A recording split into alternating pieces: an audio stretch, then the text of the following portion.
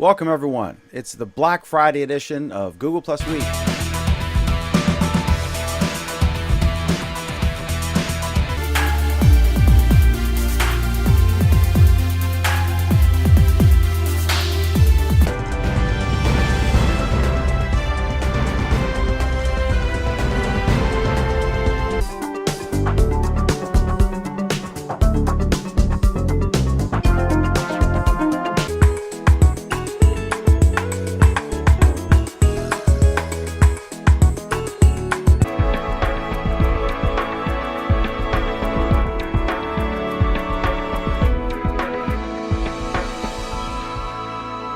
I'm Dan McDermott. Our panelists are,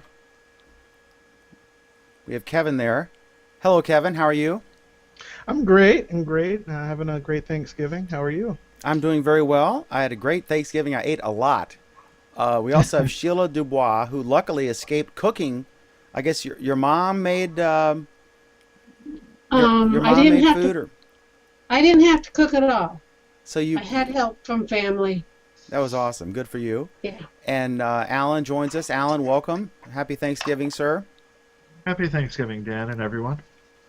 And so after Thanksgiving, I I posted a video on this.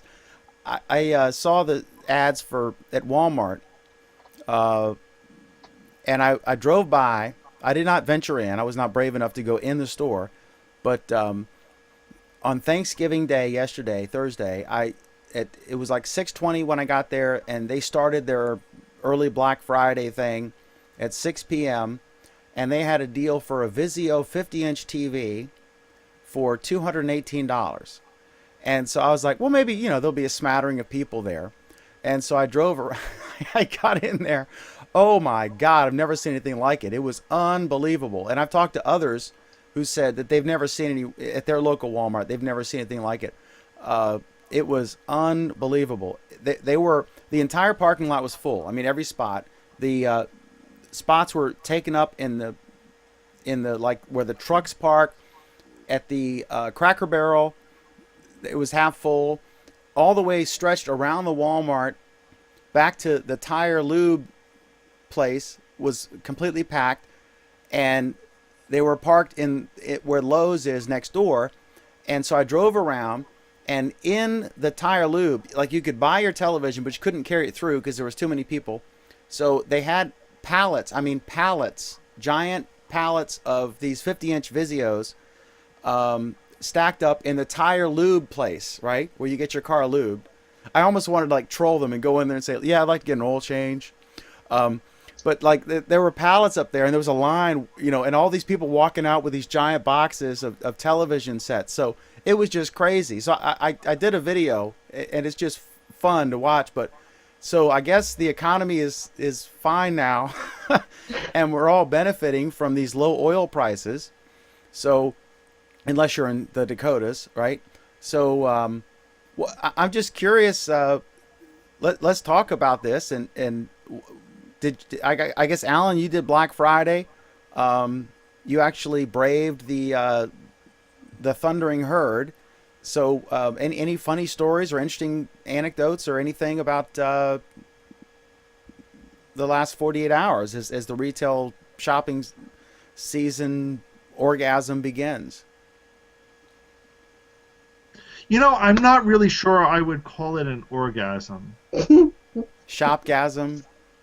No, I'm trying to think of a better term, and I'm going to have to think about that one. It's the start of Christmas Incorporated. You know what? I wouldn't call it an orgasm. We have visual aids for the viewers. It's more like shopping BDSM is possibly a better way to put it. It hurts so good. It hurts. It's incredibly painful, but people seem to like it. And if they do, more power to them. Did you get out shopping, Sheila? No, Alan, I do not. you've safely avoided the malls. So, Alan, I have a theory, and my theory is a lot of these ads for these TVs, because all the big store, Best Buy, Target, I think had a $99 32-inch 1080p television set. I think that Best Buy had a $198 44-inch or something along those lines. But all the stores were doing this. I think what's going on is 4K is just around the corner. Unlike 3D and surround sound, which your wife won't possibly let you install in the living room, 4K is absolutely the next thing is going to happen. It's just a matter of when.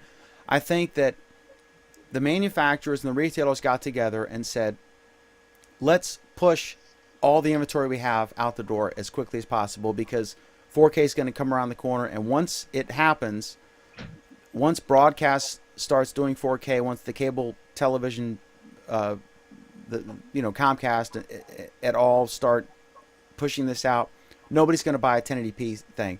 And evidence of that is that in a lot of these ads you saw, they were very vague. They didn't say like this particular model of Vizio or this particular Emerson model or Panasonic model. They just said 50-inch and this many, it was 1080p's. They didn't say whether it was intelligent, had Ethernet or Wi-Fi or apps or not. It was just like, you get a 50-inch Vizio for $218 at Walmart. Here's the line. And I think it was just about dumping this inventory because 4K is around the corner. Is that crazy, or what do you think? It's not only crazy, Dan, it's utterly stupid and probably wrong. Here's why. So you cited two pieces of evidence here. Okay. Both of which, while apparently logical, totally fail the sniff test. But the answer is, of course, they're dumping inventory. They're always dumping inventory. They're always dumping crap on the consumer. That's what Black Friday is all about, dumping crap on the consumer. That's How why can it's I be called Black right and wrong at the same time? Only you can find a way. You know what? Maybe that's a better term than orgasm. It's Black Friday scatology. Anyway, So you know why they do that? So they don't have to count it in inventory later. well, no, because they're bringing all of this inventory in, to be honest. Okay, so let's start. The two reasons. Are they doing this because 4K is right around the corner? Well, maybe, but that doesn't necessarily show any promise for 4K, because they did the exact same thing when 3D was right around the corner. You saw all of these non-3D sets suddenly appear, and at disturbingly low prices, and 3D went exactly nowhere. But I still predict. But you're gonna this is see the different, exact same thing in Alan. 4K. Let This me is- finish, Dan. oh, go ahead. Okay, the second point is you see them being extremely vague about model numbers and whatever. That's because, to be honest, each store is getting its own model number, so you can't do price matches against each other's store. Oh, darn it. But when I say that, Alan, I'm talking like even to the like. Is it 120 hertz? Does it have an Ethernet port? Does it have Wi-Fi? Does it have apps? Dan, Is it a smart or Dan. dumb TV? There's nothing. I mean, there's no specifics at all. Like I went to Walmart, I went to these sites, and there's no specifics at all. Is that the norm? I don't know. People wouldn't buy the shit. So they're vague. Nobody cares. When you're buying a Black Friday TV, you don't care what it is. All you care is that it's the lowest price out there. And we all agree that even if it doesn't have Wi-Fi, or, I mean, as long as it has like one HDMI port or something, $218 for a 50-inch 1080p television set, regardless of any of the specs, is a hell of a deal. I don't know. I just, Kevin, what do you think? Am I crazy, as Alan says, or do you think that 4K is just around the corner and this is about a warehouse dump? And so they're just doing broad categories and like, here's the price point and it's really, really low, and let's empty the warehouses so we can fill them with 4K television sets. 4K is around the corner if you think of around the corner as being, 5 to 10 years. So if you think that's around the corner, then yeah, they definitely want to sell everyone 4K, but people aren't sold on getting 4K. And there's nothing that's really out there in terms of content that's going to push that. And I think that's what's going to do it. We're ready to look at 4K. We're definitely ready for that. And you can really tell the difference between 1080p and 4K. But there's But no you know what? awesome content. Oh, go ahead. Kevin, here's the thing. In theory, you can tell the difference between 480 and 720 and 1020, 1040, whatever. And nobody cares. Nobody cares. That's what it fundamentally boils down to. Nobody cares about it. The only people are going to get 4K televisions when they're on sale on Black Friday for $250. But it's not just that. They're going to get it when there's cool content that's in 4K that looks better than in 1080p. No. And that's not that. But they're not going to just buy a TV just because it has more technology in it. They're not going to do that. People don't care about that. But they're not going to get the 4K TV until the price hits $250 and they pick it up on Black Friday. That's what you saw. That's what you saw when it was DVDs. That's when you saw when it was Blu-ray. That's when you saw when it was 1020p. 1080. Over and over again, we've seen this. The consumers don't go for the crap, the latest crap, until it's on sale on Black Friday. And also the content. I think really the key is probably sports. I think when Monday Night Football and ESPN and the Masters tournament are in 4K, they're gathering at the doctor at the neighbor who's a doctor's house who has the actual connection and the content. Then it becomes a thing. Just like color didn't take off until the Disney show started broadcasting in color, and that made color TVs a must-have. Yeah, people aren't going to care about 4K until the NFL tells them to. That's really what it is. I mean, there's other sports events out there that can push this, but really nothing even comes close to football. And once the Super Bowl is in 4K, people will start thinking about getting 4K. And maybe if some cool movie is out, but probably not. It's probably going to be sports. I'm kind of lame here. What is 4K besides 4K Thank you, is Sheila. like Okay. a 4,000? Like who cares? what it is. 4K stands for Sheila's just nailed 4,000, it. 4 times the resolution of high definition, which is high definition is 720 or 1080p. Traditionally, like a widescreen, it's 1920 by 1080 resolution, 1920 pixels wide by 1080 pixels tall. So that's a conventional high definition television set. 4K is the next series, and there are 2 versions. The typical consumer version, I think it's 2160 by, no, it's 1920 times 2 is 3840. 3840 by 2160. So it's 4 times the resolution. In other words, it's twice as tall and twice as wide as far as the number of pixels. So it's a much better picture, and I've seen it. It's gorgeous. Who has wall space for that? No. The TV can be the same thing. It's just twice. It's 4 times the number of pixels on the television set. All right. Okay. So it's like you remember when you were looking at standard definition television, which was roughly 720 by 480. Right. And now it's 1920 by 1080. So it's a little more than double. So we're doubling it again with 4K. Now there are 2 versions of 4K. One is cinematic, and that is slightly wider but still 2160 tall. So that's the complicated version. But basically it's taking your conventional high definition television set and saying we're going to put 4 times as many pixels. We're going to put twice as many pixels tall and twice as many pixels wide, so everything looks better. And sports is the obvious impetus to push this, because not only is that the most popular thing on television, it also is the thing that makes 4K stand out the most. If you're watching, for example, the Masters tournament or a football game, and you can see that golf ball, and you have twice as many pixels to watch as it's flying through the air, then that really matters, and it's a more enjoyable experience. And just as we've seen with all the other iterations, the content has to come, and it's not going to become a thing until Netflix, Amazon Prime, the broadcast networks, the big cable networks like ESPN, etc. They're all broadcasting in 4K, and then that's going to force it.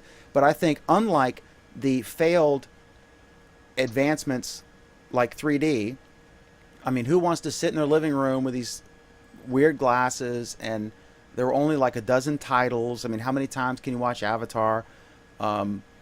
So that failed, and I think that 3D sound or high, surround sound largely failed, although it's still a niche product because typically it's not What? practical in the average consumer. In the average living room, most people don't have surround sound. You might have like a front base thing, but like, is your wife going to allow you to put Oh my speakers all God, around the yeah. living room? No, Yeah. Dan's right. You We just have- doomed I have 4K TV. If I you could have say that surround last part sound. again, Kevin. Dan's right. Surround sound's a big waste of time. You have to No, put no, speakers- it's not. It's awesome. But how many? Yeah, but how who's gonna do practical that? is it? And whose wife's going to allow you to do that? Yeah, Okay, they're and you not, think- ever. And you think 4K TVs are practical? Yes, No. because there's Absolutely. one unit. But What- not here's until the the difference. content comes. I'm Here's just No. Here's even with the content. In order for a 4K TV to be of any way beneficial, it needs to be about 80 inches diagonal. But you're talking about beneficial. That has nothing to do with whether people buy it. In the buying is Dan was the one who was talking about beneficial by talking about how surround sound isn't beneficial. You know, you could get that 4K, but then you play those home videos that you got on, like, you transfer to DVD or whatever. They're not going to look any different. They're- what's they're the not. I point? mean, it's all content based. It's that's really what it is. It's just content. They'll just So you could I'm- watch and football or soccer or basketball. Not or- content based. Yeah. it's entirely content based. How can you say otherwise? Are you How can I serious? say otherwise? Because I look at the history of DVDs and Blu-ray. But Blu-ray and DVD. I mean, there's more measurable improvement between even DVDs and Blu-ray than between 1080p and 4K. Once things hit 4K, it's Kevin. not that much different. Whoa, No, whoa! Kevin, I disagree, Kevin. It's Kevin. amazing. It's unbelievable. I was at Costco. I saw a 4K TV, and it wasn't that particular big. It was like a 32 or a 40 inch, and I was watching the demo, and as I predicted, just like with when they first came out with high definition televisions, there's like fish swimming in the ocean and mountain landscape, and all this BS because there's no content to show, so they have to come up with this BS stock stuff. And I was looking at this, and my mouth dropped. And all the people I remember on this show, like a year and a half ago, whatever, they were like, "Oh, unless you have a 60-inch, you won't notice." No, it was dramatically, oh my God, better. It was night and day difference. It's if you see it, go to your local Costco or Sam's Club where they got one, and look at a TV. But the fact that none of us have seen one in the wild except I've seen one at Costco. I don't know anybody who has a 4K TV. Even Craig, who has every gadget. I don't know if Cadeas has one, and he buys literally everything or gets it given to him for evaluation or development purposes. But I don't know anybody who has a 4K anything except Craig has a camera, but he doesn't have a TV or monitor. Because nobody cares. No. People care. There's no content. What can you watch? You're Oh watching my fish, God. right? No, You're watching Kevin. fish. Here's no. Well, maybe it'll make the sound of music look better. Well. And here's I gotta why you're- say, ordinarily I don't reveal private conversations, but before tonight Or- I said Or Finding Nemo. that we can find Nemo easier with 4K. But I privately chatted to several folks, and I said, "Hey, should we do a show tonight? Yay or nay? Should we do like a throwaway fun show with no agenda?" And Alan said, "I don't know. I'm really exhausted. I can go either way, right?" So I just want to say, like, exhausted is apparently a subjective term because apparently Alan has had 32 ounces of espresso, and is on fire tonight. So No, that I'm happened. exhausted. Just your ridiculous comments. Have reinvigorated the beast. All right. I So, need to dig up that ghetto comment again. oh my God, Put yeah, it on an endless loop for you. absolutely. So we all agree that 4K is the next big thing. Um, Next big thing. I saw what you did there. yeah. Um, which reminds me of our Just Monday like night flying program. cars. And only two of them really agree. So anyway, the other thing I just want to get anybody. I'm reluctant to bring this up, but are there any views on Ferguson? Any thoughts? This is Yeah. Okay. seems to have tempered. Go ahead, I Sheila, just- and We just found out that he has dropped off the force. There's no way he could continue working as a police officer in that city. There's no way he could do it. anywhere really. And he addressed that. He said, I watched his interview in its entirety, and I watched the press conference with the attorney. I can't remember his name. He's a young attorney for the family of Michael Brown, and Al Sharpton was there. And I got to tell you that I thought that the police officer was clearly well coached or well briefed beforehand, and he was saying things like, my training took over. Do you regret anything? Like, I wouldn't change anything because, I was doing my job and my training, I was following my training and my training took over. Translation, don't indict me, indict the training or the system, right? So he was very well coached, but he came off as very sincere and believable.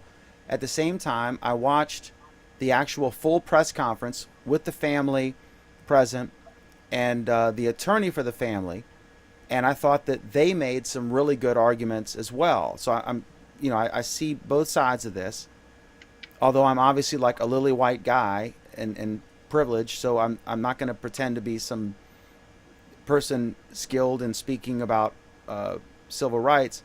Although I will tell you, I'm going to be in a hangout with Yvette Cohen Monday night with the former chairman of the NAACP. So I'll be interested to get his view on this. But I think this has been the most demagogued thing I can imagine in recent history. And but Kevin, what do you think? What do you think about this?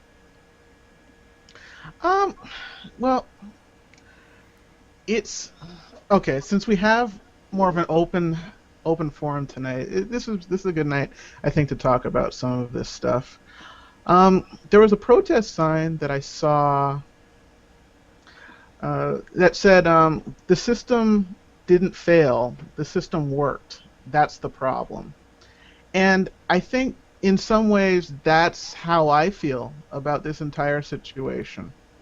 As far as Michael Brown himself, the big fallacy would be, well, the big misdirect would be to think that all these protests were about this specific case, and it's not really, because if it was just on the merits of this case itself, it's actually pretty cut and dried. Michael Brown was not a nice guy. He was a thug.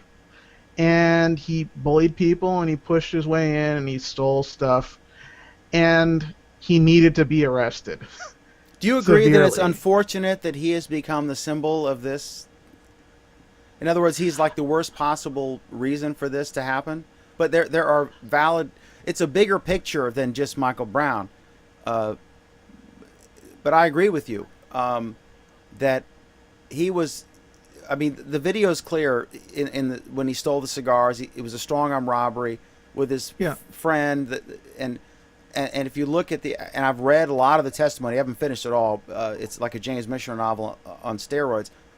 But it's unfortunate that this conversation has been started by this very flawed case that this gentle giant with his hands up was murdered by a renegade cop, because that's not at all what the evidence suggests. So I hear you, but please continue. Yeah, but in terms of who is the voice of the generation or who is the voice of the movement, sometimes you're not in control of that. He was just the touch point that sparked off the feelings of a lot of black people in the area. Was that of that for the last 30 years or so, they've been seriously over policed and underrepresented in Ferguson. When you look at how many people are black in the area, it's well over 50% black, but there's only like 3 black people on the police force, which can happen in lots of different areas. But there was no effort on the part of the police to remedy that situation or to relate more closely to the people who live there. And if you look at the arrest rates versus the actual usage rates for things like recreational drugs like marijuana in the area and things like that, the usage rate wasn't that much higher than the white population in the area, but there was an order of magnitude higher arrests in those kinds of things. When it comes sorry, Kevin, just one quick follow-up question on that one. Do you know, and I haven't looked into this, how many of Ferguson's police officers came from the local community versus how many were brought in from outside the community? Virtually none. I don't have the numbers, but virtually everyone lived in a separate neighborhood that was outside the area. Like I said, I don't have the actual statistics, but overwhelming majority was in a different area other than Ferguson. I can address this. They definitely didn't. I can address this in the abstract. Ferguson, I think, is a city of like 20,000 people or something. It's a very small city. The grand jury was in St. Louis, and the argument was, or the decision was made to use the existing grand jury. The grand jury was about to expire, and they were worried that. And people can rightly criticize the grand jury process and all that stuff because it was very unconventional. And I did a hangout or one of these shows. It was an ad hoc show with our general counsel for our newspaper just to get her views on it. But what they did was grand juries, they typically try to get a racial makeup that matches the community. So the grand jury that evaluated this case was 25% black. It was 12 members and 3 were black because it was a St. Louis grand jury, because they did not feel that they could impanel a grand jury in Ferguson given everyone knew about the case and had feelings. So they said, you know what, instead of trying to impanel a grand jury after the fact, when you have a combination of people who either, if you try to find an impartial grand jury, it would be impossible because you got a city of 20,000 people. You're going to have a mixture of people who either want to write their book and so they want to get on the grand jury, or they have an agenda, like I want to get this racist murdering cop, or I want to stand up against this black thug, or whatever their agenda is, right? So they said, let's just do the safest thing, and let's just take the existing grand jury was impaneled way before this happened and just extend their term. So that's what they did. So the St. Louis, Ferguson is about 75% black.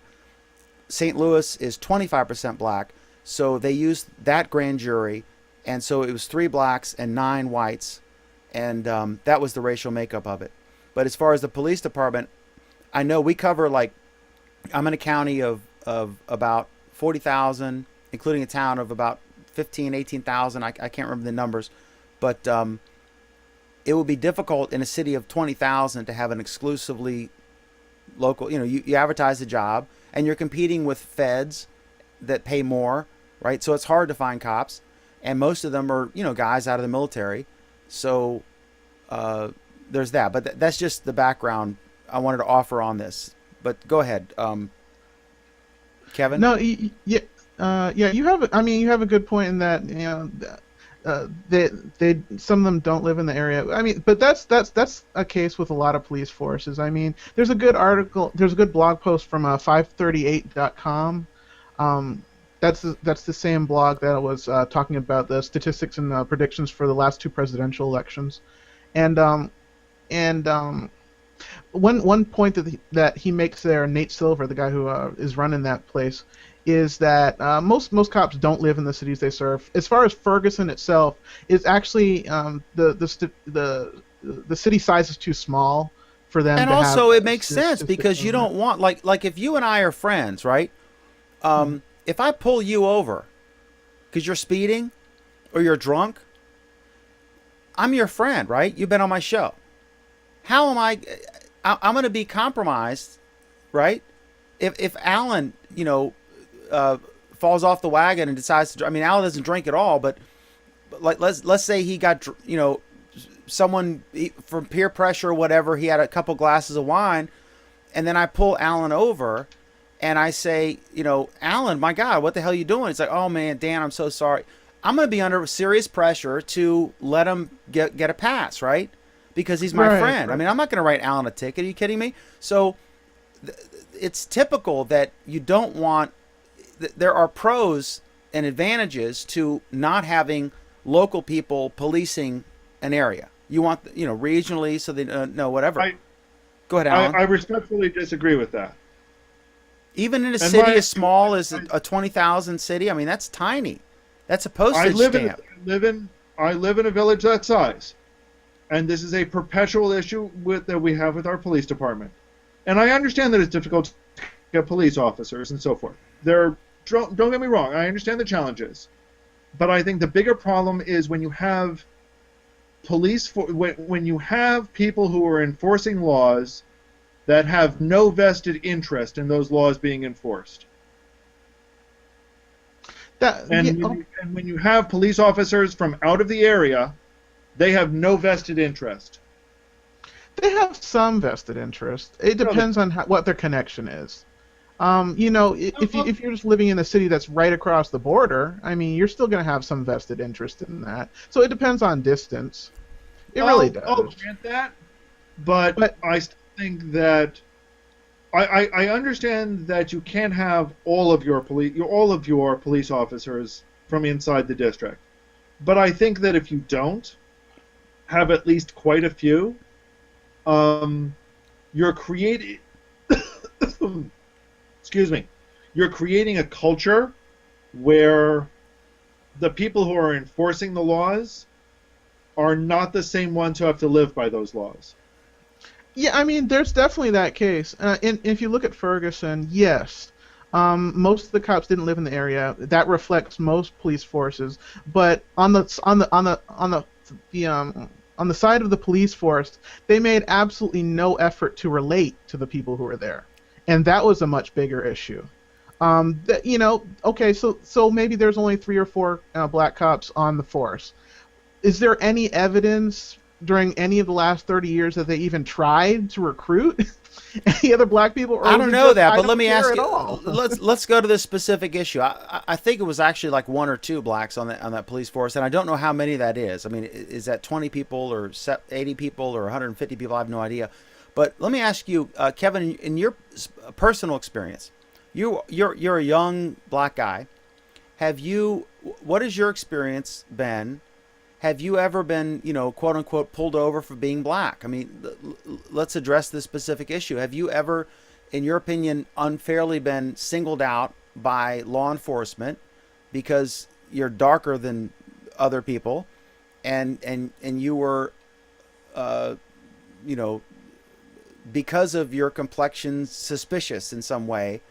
What's your personal experience been, and how, and what's your reaction to that? I'm trying to get at the cause of this, because the specifics, as you pointed out, of this case, for any intelligent person to actually fairly evaluate them, are that this is not a case of, this does not appear to be a case of some white cop randomly executing some, random black person. It's been demagogued like nothing I can imagine. But what's your personal experience been? As far as like racist or, whatever term you want to use, like being categorized as something in a group forum, and it's not fair. What's your personal experience? My personal experience, yeah, that's definitely happened a couple of times. I've gotten a couple of driving while blacks. I used to use that term a lot more than I do now, because I've grown up a bit. I'm a little bit more mature about any kind of pullovers or anything that might happen in terms of interactions with police. It's definitely happened a couple of times, especially when I was a lot younger. Um, but a lot of times. Sometimes if I have interactions with police, it'll be certain areas, it'll be certain geographic areas. Atlanta specifically has a big history of that, where where basically the farther north you go in the Atlanta area, in the Atlanta metropolitan area, the less of a chance you're going to see historically black people there because there was a lot more barriers to it. So a lot of black people in Atlanta, they're congregated on the south side because they weren't allowed to move to the north side, and that even got featured in on the Oprah Winfrey show earlier in her career. There was this one episode where she had some white supremacists on, and there were some other civil rights people on the other side, and they got into a big. I think there was one where there was a fight on her show. I know there was one on Geraldo's show, but the area they were talking about was like 2 cities to the north of Atlanta, not that far away. Oh, I'm sorry. I didn't hear. Go ahead, I Alan. said I was shocked by there being a fight on Geraldo. Yeah. I like Geraldo. I really do. I actually like him. Yeah, I like him. But Yeah. so I saw on Meet the Press there was an epic shouting match between, I think, the current NAACP chairman and the former mayor Rudy Giuliani of New York City, and it was really something to behold. It basically, Rudy was saying that, and I want to get your reaction to this, Kevin. He said, 77% of crimes in the city are committed by blacks, and if you don't want white police officers in your area, then stop killing each other. He said like 90% or something of black people who are murdered are killed by other black people, and Yeah. then Yeah, I mean, there's addressing that statistic specifically, I think it's a little bit higher, like 93% of black people who I think you're correct. are killed by the black people. But 86% of white people who are killed are killed by other white people. What you find is that if you look at any race, pretty much it's if you're going to get killed by someone, it's probably going to be some of your own race. And it's it mainly just tracks. domestic, isn't it? Yeah, it's probably someone more than anything else. You don't have to worry about some stranger breaking into your house. You probably just need to watch your back when your brother-in-law is in the area. Coveting your wife or whatever. That's probably your biggest danger. I mean, the same way, some of the biggest dangers are you just stepping into your bathtub and slipping. But you stepped on something earlier, that this was an eruption of something.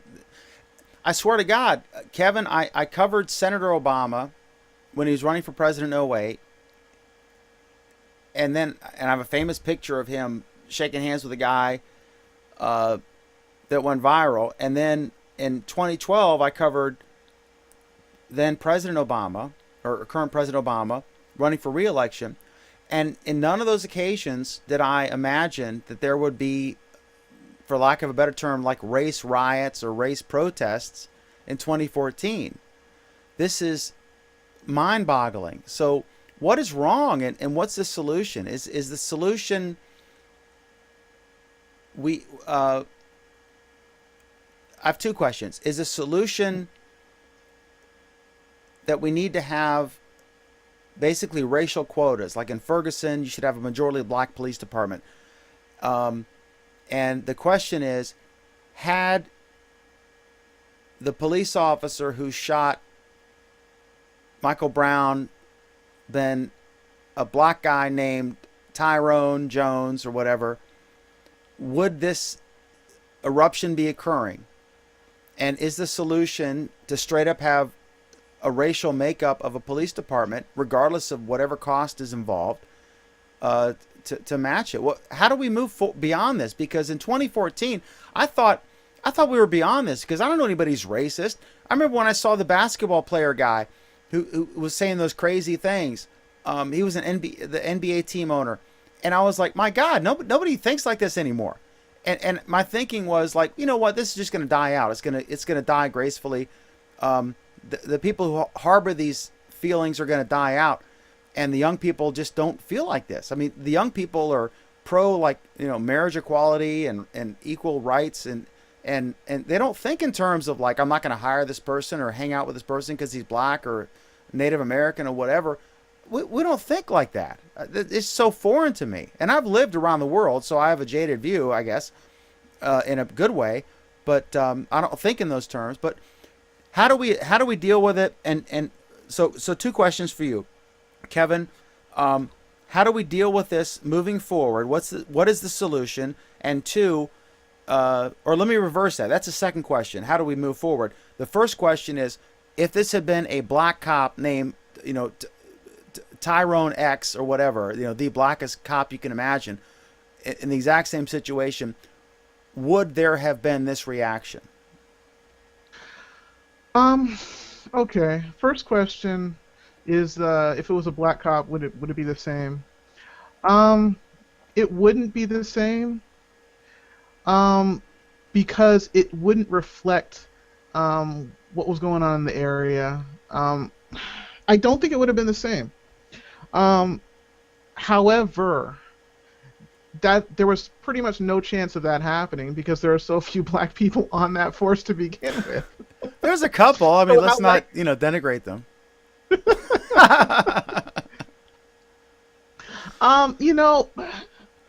That's a good question. It wouldn't have been that person. It would have been another case with a white cop shooting a black guy. Yeah, that probably is true. But you know what? That reflects the problem in the area. That, yeah, okay, you don't necessarily have to have more black cops in the area, but there has to be some kind of effort on the part of the police force to really reach out to and connect with the community. And that's really what that's really what people are reacting to. It's not the specific Michael Brown case, because it wasn't a surprise that he didn't. It was definitely not a surprise they didn't get convicted of anything. It was a little bit of a surprise they didn't even get indicted.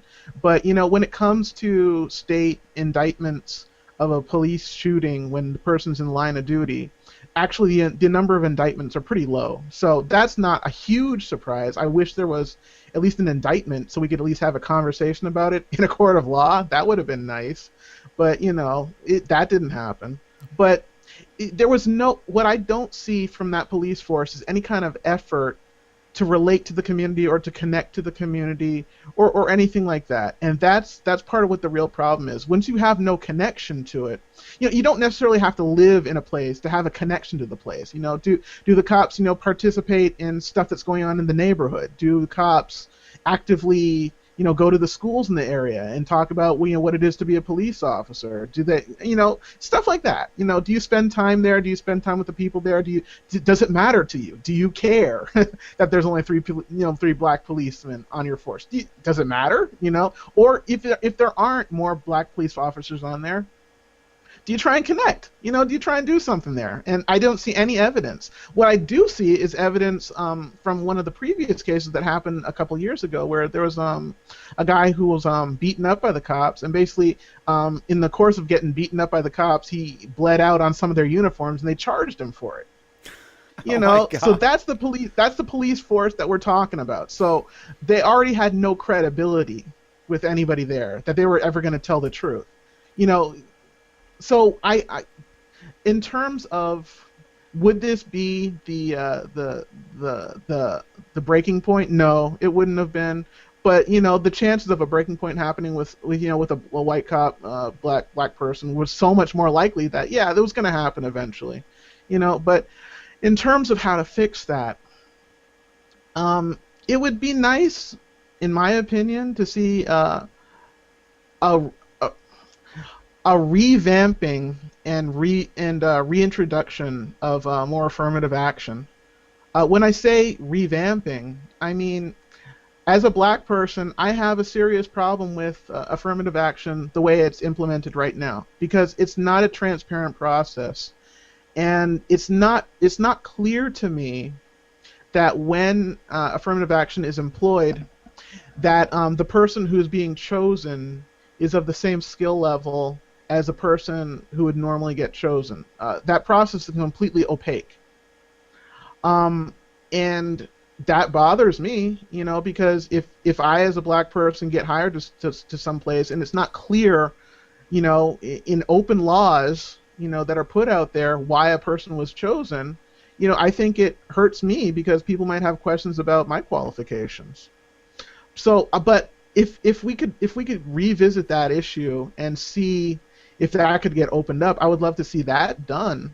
On a broader basis, and it would help. Honestly, it would have helped in that situation. I don't know that if it was a black cop, he would have reacted as quickly as Darren Wilson did, because from what I'm seeing, at least in my opinion, he panicked a little bit. Like I said, I mean, this is understand this is just my opinion, as just a person who was watching the situation. In my opinion, as a cop, sometimes there's going to be times when you might get punched in the face. That may happen. Just because that happens doesn't mean you get to kill someone. So, in my opinion, he overreacted. Now, I wasn't there in the situation, so I don't know how much danger he was in. Did you watch? Did you watch the interview with him? No, I didn't catch that interview. You should watch the interview. It was with George Stephanopoulos. It's on their site. The ABC, I'm not sure what. I'm sure it's all over their site because it was an exclusive. But you should watch it. You should watch the actual thing. And like I said, he was clearly coached and well briefed before he went on, and he said all the right things because he's under investigation by the federal government, and there's the potential for a civil lawsuit by the family. So naturally, his attorneys have prepared him well to answer these, but you should watch it, and I encourage everyone to watch it, the actual interview with him. And I'll also encourage you to watch the press conference with the attorney representing the family, because they had some serious disagreements about the way the grand jury was happening, and I like to look at both sides. I like to look at Fox News side and the MSNBC side and the independent media side, and that's how I formulate my opinion. I try to, but more, most important, I try to look at the actual evidence, and before I, render any kind of like personal decision. But how do we? This seems so random to me, Kevin, that this particular case, when there's so many murders, in the white community, in the black community every year, there's so many like shootings by police officers, which are in some cases outrageous. I almost think this was this happened because of some of the things we saw, like in Albuquerque, where there was a homeless guy on the hill, and the guy, they said, "Put your gun down." He put the gun down, and then like a bunch of cops shot him. And then after the Michael Brown thing, there was a black guy, white cop, and it was in a gas station. I don't remember where, but the cop said, "Let me see your driver's license." So the guy leans over to get his driver's license from his wallet. He had no weapons, and the cop shoots him like 14 times when he was complying with the instructions.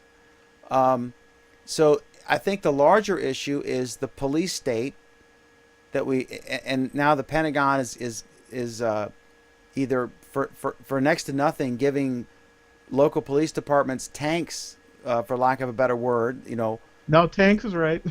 So they have a tank in Doraville, Georgia. I mean, why don't we give the tanks to the National Guard, and when you need them, you call the National Guard up, or the governor can make that decision. So you have like an adult in charge who makes that decision. Why do we need to give every rinky-dink sheriff a tank? I think, are we becoming a police state? I think that's the larger issue here. That is, has been erupted or exposed by this case, which is clearly, in my opinion, a flawed case based on the evidence. I mean, none of us were there. There's no recording of it.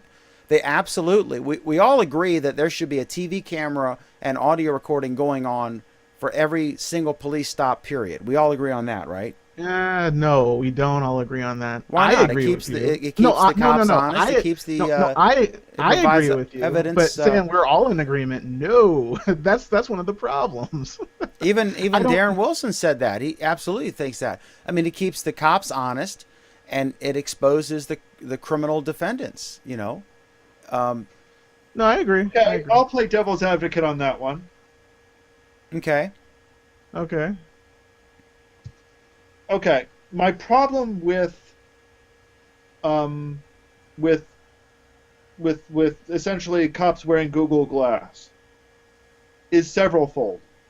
The first is you're making a presumption that they're not going, you're making the presumption that the video recorded will actually be available and not inconveniently lost or inconveniently deleted, or there was a malfunction with the camera when you actually need it.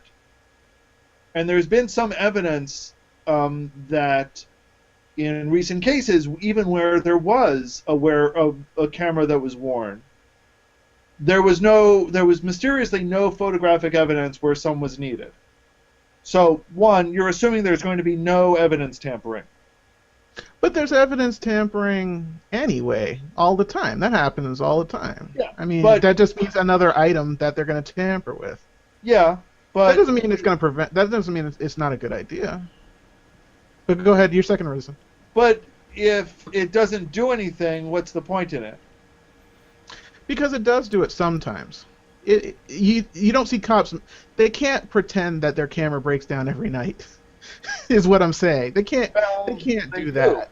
In Not- most not- cases, though, but guys, it's a good thing as a whole. I mean, No, sure, you could I don't- tamper with it, as he says, but like the Rodney King situation, if So- somebody hadn't captured a video of that, then that would not have been a story. We would not know the name Rodney King. And in most cases, these are expensive systems that the police officer cannot tamper with. I mean, they're recorded. They cannot turn it on or Dan- off. It just happens. They don't Dan, have the there's been a ability lot to of tamper with evidence it. tampering with the police-mounted cameras. Yeah, they can mess with Guess what? them. Guess what? Yeah, but go ahead. Your Guess second what? point. The second point is that if these cameras essentially, I mean, if the evidence collected by these cameras become public record, which presumably they all end up being, you've now got a lot of cases where you've got privacy concerns. I mean, people are concerned about normal citizens going around with cameras. You don't think there's an even bigger privacy concern with a government official walking around with a camera? I mean, there absolutely are. But look, if you have to argue, I mean, there are pros and cons of having a recording of an interaction with a police officer detaining someone versus not having it. There are pros and cons to both. But obviously demonstrated with this case, the Michael Brown case, all of the controversy stems from the fact that there was no recording. Assuming that what the police officer's version is accurate or even remotely accurate, and that's an assumption. If that's true, a recording would have prevented all of this. Little Caesars would not be burned to the ground right now in Ferguson, Missouri. And all of this would have been prevented. And the demagogues would not have been able to spout their snake oil. So if I have to choose between transparency and a lack of information, given flaws on both sides, I would have to choose transparency and saying, you know, I'm a First Amendment guy. I've said that a million times.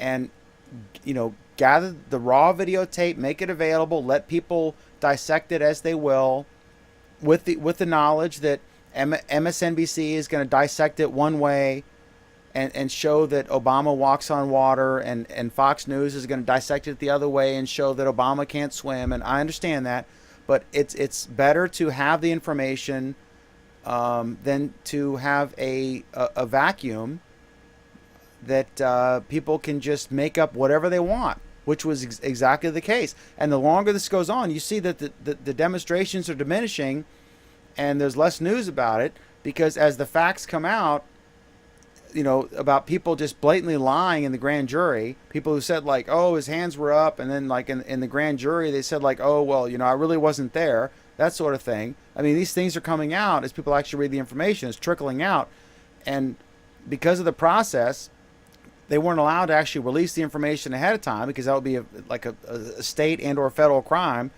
So it's leaking out now, or it's trickling out now because people are reading it because it was a gigantic document. But this is a classic example of why it'd be better to have the raw data, as flawed as that is. It's as I said on the other thing, it's of all the shitty options, it's the least shitty. No, I agree with you there. If I have to choose between a cop having a camera and being able to record some things that might be private for me, and a cop not having a camera and then maybe beating me to death and then having no proof of that, Kevin, I'd rather have if the cops in the Rodney King situation had all been wearing cameras that they couldn't control, when they couldn't shut off, right? Right. We both agree there's no way in hell what transpired would have happened. Well, yeah, it stops actions from happening on the parts of the cops sometimes, and I think in that case it probably would have stopped some of it, although it didn't stop in the case of that homeless guy. But yeah, and even if it does happen, there's some kind of proof. They're not going to all be able to just turn their cameras off and then just pretend nothing happened. But the alternative it won't be is, believable. to be fair, the alternative is, and then let me throw it to Alan, the alternative is, if you have to wear a camera like that, you might be less likely to become a police officer because you're in fear that you might say the wrong thing, and then all of a sudden it's on TMZ. In the same way that a lot of qualified candidates for political office are reluctant to throw their hat in the ring for fear that in this new social media age where everyone has a freaking camera, they might say something stupid off the cuff, and it'd be blown up out of context. And this Ferguson case is a great example. So you get the best qualified people who aren't willing to offer themselves up for office because of fear that they'll be demagogued by these lunatics on either side. So it's like on the one hand, it protects the innocent and it convicts the guilty, and it deters bad behavior on the police department. The very few, because most cops are, I think, honest and good guys, and I know a lot of them, but there are a few who are rotten apples. But at the same time, this transparency also means that you're just giving information that could be demagogued, and you can become a victim for something you said off the cuff or whatever, and it's taken out of context and stuff. So it's like a double-edged sword. Alan? I don't know. Fundamentally, I don't disagree with having cameras, but let me just point this out. I assume you guys live in communities where police officers wear badges and name tags, right? Yeah. And I assume that that's part of the local law that the police officer prominently wear these. Dan? Yes. Go look at what happened at Occupy Wall Street.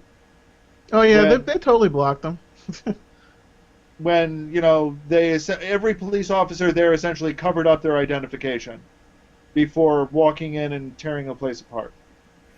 And that's, and look at just how many repercussions there have been from that.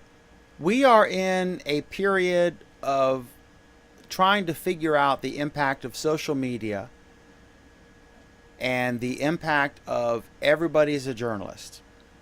I have a newspaper. We're the number one newspaper in one market, number two in another, and so, I have a press pass issued by the state police. I can go anywhere. but at the same time, some random blogger has the same right to access that I do, even if they have a completely partisan or ideological agenda, right? So it's a free for all. It's truly free speech. I mean, anybody, you could be some random crazy person on a couch in your bathrobe, spouting nonsense, or you could be, the equivalent of the ABC News chief White House correspondent, and you have the same legal access to all the information, and you can do with it what you will. So we're actually, for the first time, seeing the First Amendment actually put in practice, and there are warts in it, right? So how do you deal with this? I think it's a transition. We're trying to learn how to do this. We're trying to figure this out. It's crazy. Like, how do you deal with I don't know. I'm not sure what the solution is, but I hear you. But I think it's a transitional period. I think we're trying to figure out. Everybody's a journalist now. Kevin, who is a college student and is not, a trained professional journalist, he could pull up his CNN iReport app and take a video, and it could get worldwide distribution. And he's the same as Anderson Cooper now. So we're trying to figure that out. It's hard, and it's a transitional period. I think we're still trying to evaluate this. Go ahead, Kevin. All I was going to say was referring to what Alan was pointing out, that at Occupy Wall Street there were a lot of cops who were there, and they blocked their they basically blocked their identification on them, so people couldn't identify who they were, and that's just a sign of the cops. This is why marginalized people don't trust the police, because they abuse their positions. And Kevin, okay. I've either forgotten or I'm unfamiliar with the story, but why do you think they would have done that? Why do you think the police would have done that? Because there were people with video cameras there. Yeah, and they knew. And they what were were the people with video cameras doing with that video? Recording them and getting beat up by the police. Okay, were the people with video cameras recording that, were they fairly and, were they dispersing that video in an objective, fair way that accurately represented what was going on? Or were they... Dan? You're Yeah, a newspaper reporter. If you had videotape in your hand of a cop's fist descending like this, what would you do? Front page. As a journalist. Oh, I would, run with it like you have. That guy would glow in the dark. He'd be off the force in 24 hours. But in general, this is why, like I said, this is why marginalized people do not trust the police, because they do stuff like that. They hide their badge, and then they punch people out, and then they walk away, and then because everyone has such a love affair with the police, they just let that go, and they take the side of the police, and they don't believe that a police officer would do that. Even though most police officers don't do that, they form a thin blue line, and they all back each other up. So this gets to and let's move on after this. This gets to the key issue, and this is what Kevin handed to or suggested. Or probably earlier. outright said. This is not about Michael Brown. The reason this was the straw that broke the camel's back. There is a thing going on, and it's not a racial thing. Believe it or not, the Ferguson protests are in no way about Michael Brown, nor are they in any way about black versus white. They are, in my opinion, about the police state that has descended on this country. They are about the militarization of the police state, about the criminalization of things. Like if someone wants to, I don't smoke pot, but if somebody wants to smoke pot, who cares? You know, it's a victimless crime. We shouldn't have victimless crimes. It's about the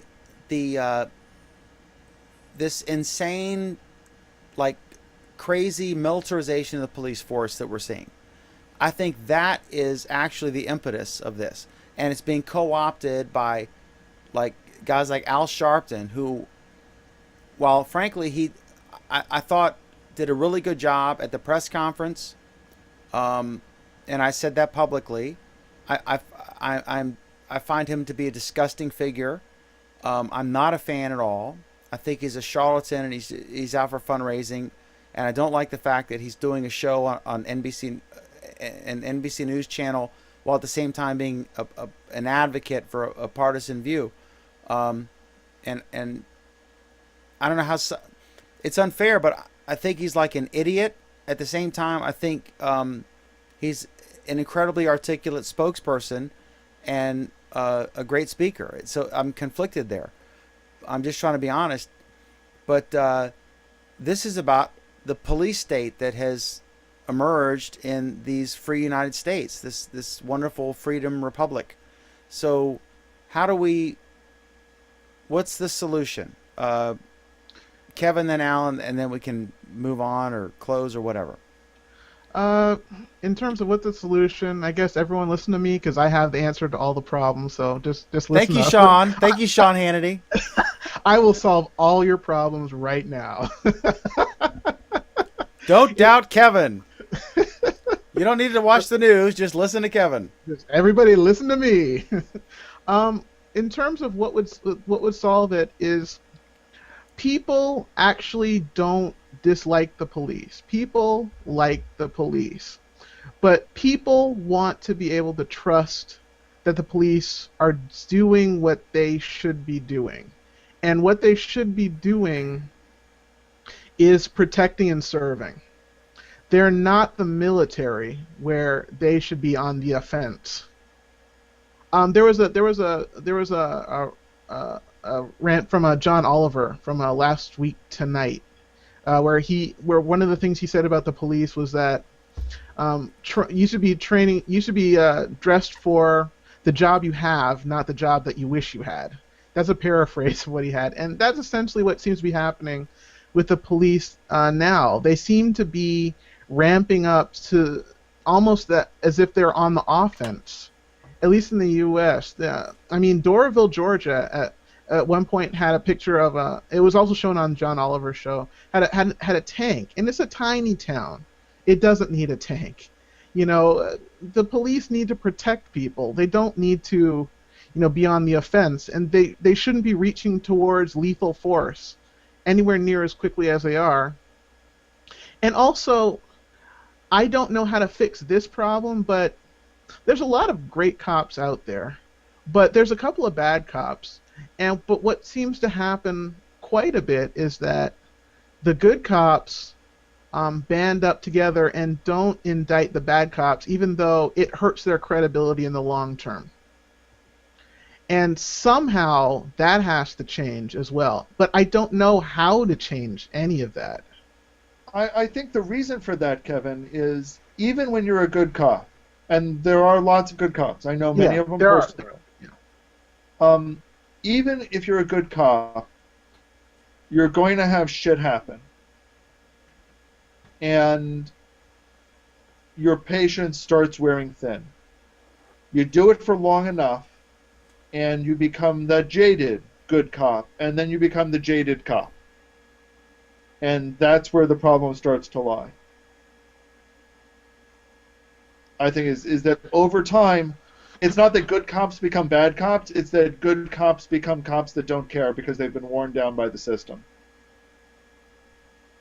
What do you think we need to change about the system so that they don't get worn down like that? Do you think it's just the crimes themselves, or do you think it's the system in which they're operating at the police station? I think it's a lot of things. I'm not an expert in criminal justice. I'm not an expert in these things. Come on, But be bold. Be like me. I'll solve all the problems tonight. Go ahead. No, I'm just kidding. I'm not going to solve all the problems. This isn't my field. And you know what? It's not my field, and I'm not arrogant enough to believe that there's an engineering solution to this problem because it's a complex problem. Yeah. But I think some of it rests in how our treatment of criminals has evolved. Some of it is in how our treatment of the innocent have evolved. Mhm. Some of it is in how our investigative processes have evolved. Some of it goes back to police officers' involvement in a community and what their role is in a community. Some of it is what a community's role is in a community. I think it's very, very complex. I think ultimately what would have to change, according to the police, doesn't have much to do with the police, and it has more to do with society in general. I think in America there's a problem with if you're a marginalized part of society, you end up technically getting thrown away. And there's not much in the way of social services to help people. And I think that breeds a lot of areas of crime, and that breeds a lot of problems that police are reacting to. I think what's going on with the police is a little bit more of 3 steps down from what I think the main problem is, which is that I feel like in America we don't truly help people who are poor, people who are, homeless, people who are mentally ill. And I think if we worked more on those social problems and made sure that no one got lost and, slipped through the cracks, I think we would have a healthier society, and it wouldn't be one where we reached for our guns as much. I think that would solve a lot of the problems. I think that's the key. Just make sure that everyone can get help when they need it. I think that would solve a lot of the problems. And with that, we The end. have some I've wisdom. solved it. Yeah, we've solved the world's problems, and next week the Middle East is on our agenda, and we'll solve that. We'll have the answer, the final solution. Oh, I can solve that in my How Was Your Google Plus Week? No problem. Absolutely. So And using the phrase "final solution" when talking about the Middle East is really a bad idea. I was beyond sarcastic. Okay, so I see that Sheila has joined us again. Sheila, how was your Google Plus week? Good. I'm reprieved. Yes, Ellen, I'm happy. I have 1 week extension for the Christa Ray scavenger hunt. Isn't that great? And you know how many people don't realize that? Because they don't check the community. Even if you check the community, you know how hard it is to freaking find that post? You look and see what Christa says. Maybe. I don't know. Right. And the first thing you note is the post from her that says, "Guess what?" Yes, And that's all right. Yeah. it's Yeah, and then you have to go Stop. digging. suck. I'm sorry. Okay, Sheila, go ahead. for the vast majority of folks who have no idea what you're talking about and want to find out information about this, where would they go to figure out what you're talking about? Well, it's a private community that you cannot join unless you're part of the Christa Ray scavenger photo hunt. Gotcha. Yeah. Yeah. Just Everybody stay who tuned. follows this show knows what we're talking about because we talk about it every few months. Just stay tuned for seeing the albums being released. Awesome. And did you get some awesome food in the last 24 hours, Sheila? Yeah, besides turkey. Yeah. All you can eat pizza for lunch today. There you go. Where'd you get all you can eat pizza? It's called the Pizza Pie Cafe. Yeah. Awesome. Is it Yeah. thin crust or thick or all in It's between? kind of a thinner, regular, yeah, whatever. You get all you can eat pizza, pasta, salad,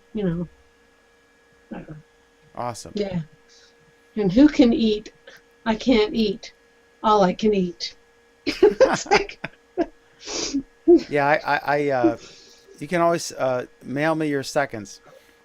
Kevin, how was your Google Plus week, sir? My Google Plus week turned out better than I thought it would because I got information that my Sony Xperia Z Ultra phone Google Play Edition will be getting Lollipop, and at some point, probably in 2015, so I will be able to get it, and so I'll be able to do that. It won't be completely obsolete. And one thing that all races and religions can agree on is, but besides bacon, is Thanksgiving. So did you have a good Thanksgiving? Yeah, I had a small time with my family. It was my immediate family, my parents, my sister, and about 4 other people, and we had a good old time. It was pretty quiet. I didn't do anything for Black Friday. I did go out, but not really for any of the shopping. The heavy duty sales shopping. I just went out and picked up 1 or 2 things at the corner store. Probably I'm gonna be interested in seeing what happens on Cyber Monday. We'll see if there's any good deals out there. I already picked up a couple of deals.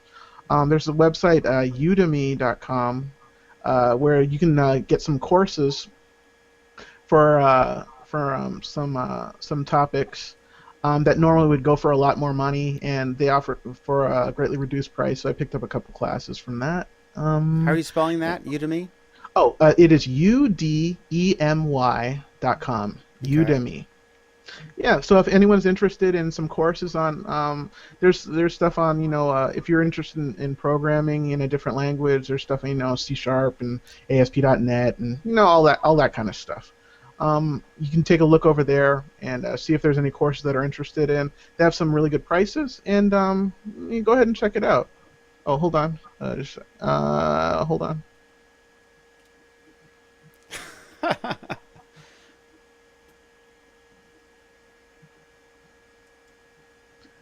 Can you still hear me?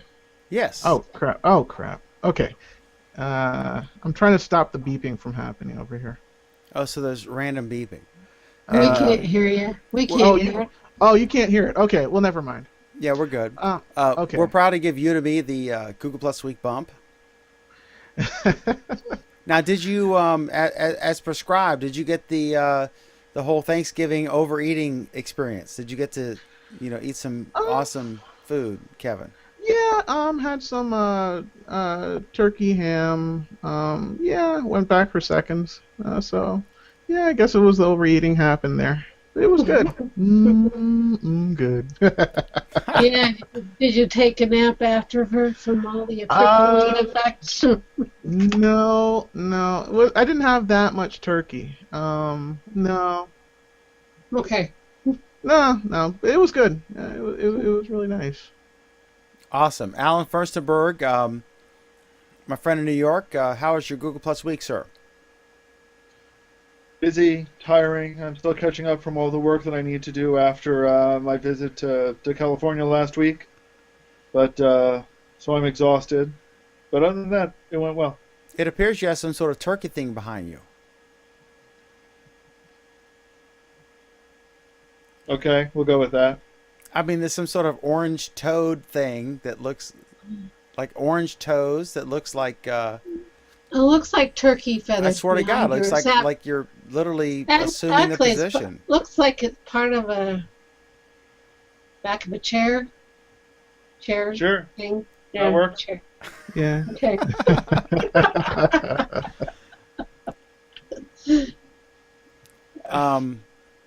Okay, well, thank you all so very much. We appreciate it. This is Google Plus Week, our annual throwaway episode.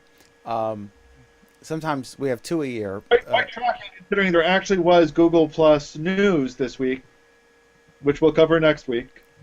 Absolutely. And I want to say Chichu has resigned or is in the process of leaving Google. and he's been on the program I don't know how many times, a bunch of times. Several. I adore Chi. He's wonderful. He's funny, and brilliant, absolutely brilliant. So, kudos to him. I wish him all the best in his journey forward. I don't know what to say. He was awesome, and